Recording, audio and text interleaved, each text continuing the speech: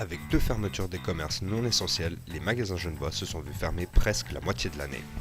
Dans ce salon de tatouage à Genève, le défi était de taille. Dès le début de la pandémie, Kelbay a dû faire face à des problèmes qui l'empêchaient de travailler correctement. Il a dû donc redoubler d'ingéniosité afin de trouver des solutions. Dans un premier temps, on a été limité par le matériel, c'est-à-dire que littéralement, en fait, on n'avait plus accès à tout ce qui est gants, désinfection de surface, désinfection de peau. Tous ces produits étaient plus disponibles. Donc, dans un premier temps, avant même qu'on ait des directives de l'État, on a dû fermer parce que de manière factuelle, on n'avait plus de matériel simplement. Pour les 2 premières semaines, pour pas vous mentir, ça allait parce que j'avais quand même quelques sous de côté et pour ma part, j'ai une situation qui me permet de ne pas couler tout de suite. Néanmoins, c'était quand même très très dur à gérer.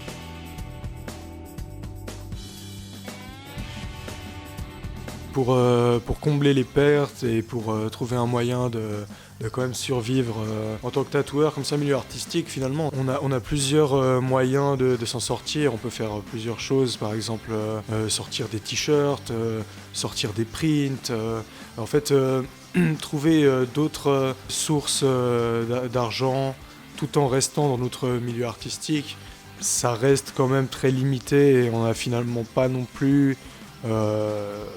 ça n'égale pas si on avait travaillé normalement, quoi. Mais grâce à de nombreuses idées originales, le jeune tatoueur de 23 ans a encore de nombreux concepts à mettre en place. Il faudra doubler, tripler d'ingéniosité pour trouver de nouveaux concepts qui puissent un petit peu nous rémunérer. Pour ma part, j'ai encore quelques petites choses dans ma hotte. Par exemple, je fabrique mes propres machines à tatouer.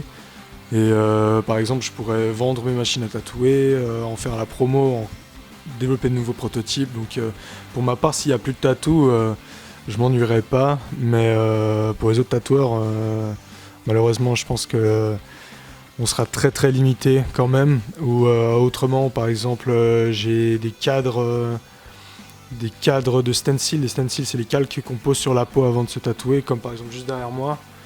Et par exemple, je pourrais les vendre, ça me ferait mal au cœur de m'en séparer, mais disons que tous les moyens sont bons, je pense, dans ces périodes. Pour les magasiniers de Cap Indigo, c'est différent. Travailler avec l'alimentation implique de prendre en compte un nouveau facteur.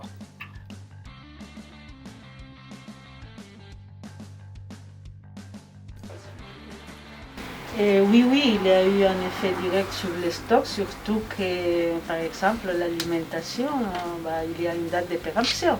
Donc tout d'un coup, si pendant un mois on ne peut pas les vendre, ça c'est sûr qu'après on doit les solder, on doit les vendre de toute façon.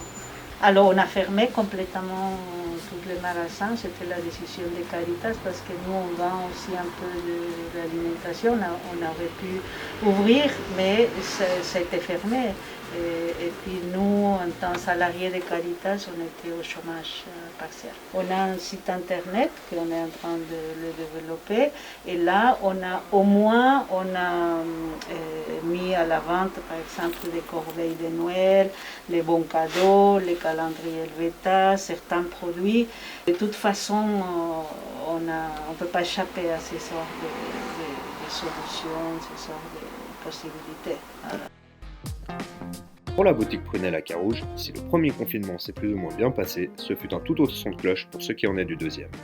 Alors le premier confinement pour moi s'est très bien passé parce que j'ai eu l'impression qu'on a été très aidés par la Confédération, que les gens ont pris tout ça au sérieux et surtout tout était fermé, donc on n'avait pas l'impression d'avoir des injustices. Par contre, le deuxième confinement était beaucoup plus difficile. On entendait que les gens partaient sur le canton de Vaud. Les RHT pour les employés, on est en décembre, je ne les ai toujours pas touchés, alors que la première fois c'est venu je crois en 15 jours.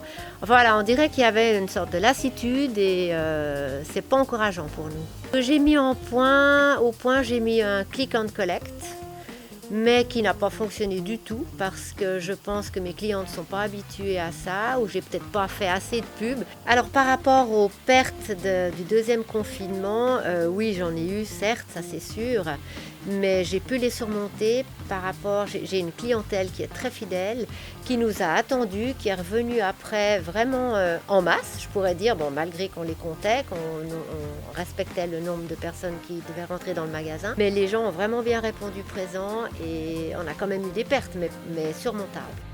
Mais grâce à une clientèle d'habitués, le magasin s'en sort sans trop de pertes.